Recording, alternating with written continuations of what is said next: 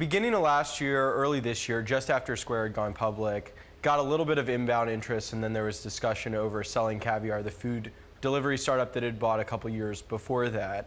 Nothing came together. 100 million, a little more, maybe about 100 million was the price that was discussed. And neither side, both sides sort of walked away from that. It's interesting. I had Keith Raboy on the show, who was former COO of Square, and he's very forthcoming. He does not hesitate to share his opinions. And when I asked him, but why did Square buy Caviar? He said, I'm not going to answer that question. Yeah. Did you ever understand, John, why they bought this business? I didn't. It feels a little bit different than their core business around lending and credit for small businesses. So it never made a ton of sense to me. But, I'm sure it made sense to somebody. So, Eric, as far as you know, they're still trying to sell it? Is it likely they keep it, they take a loss, what? The actual talks are sort of behind them. I imagine there's always a price. I mean, I can't speak for them, but that would be my sense. But the actual talks seem to be behind them, and nothing came together. Now, the food delivery space is hot, but it's challenging. We saw DoorDash did a down round. Postmates has had trouble raising its next round.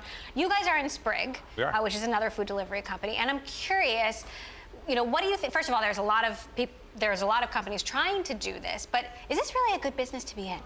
Well, I think it's important to note that not all these companies have the same model. So Sprig makes their own food and sends it out. It's very different than, say, Caviar or Postmates, who are delivering restaurants food. So I think that you have to really understand the model. You have to really figure out how to get efficiencies. In Sprig's case, they vertically integrate. But do the economics work? Can the economics work in any of these businesses? Well, we think so. We think so. Otherwise, we wouldn't have invested in Sprig, obviously. And so we feel fairly comfortable about that. And they do thousands of meals in San Francisco, and we feel pretty good about Sprig. I think every business is a little bit different, though, and the details matter and the model matters. So what are some of these companies perhaps doing wrong? Well, you think we'll see like the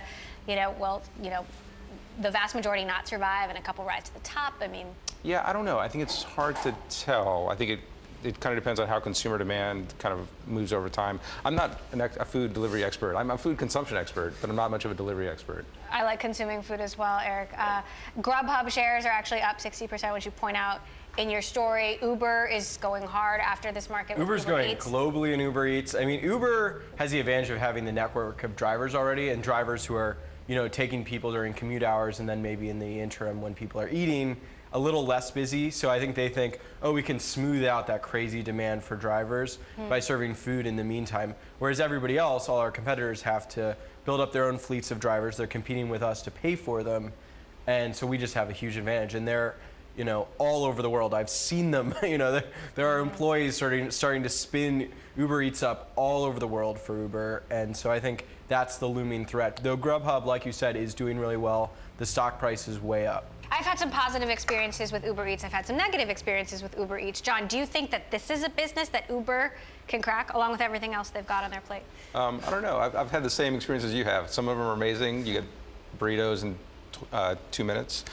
Some of them not so good when they don't convert. So I think the quality of the experience, like product quality, always matters. Like, can they get the right product in the right time for the right price? And it's a hard mix. We'll see.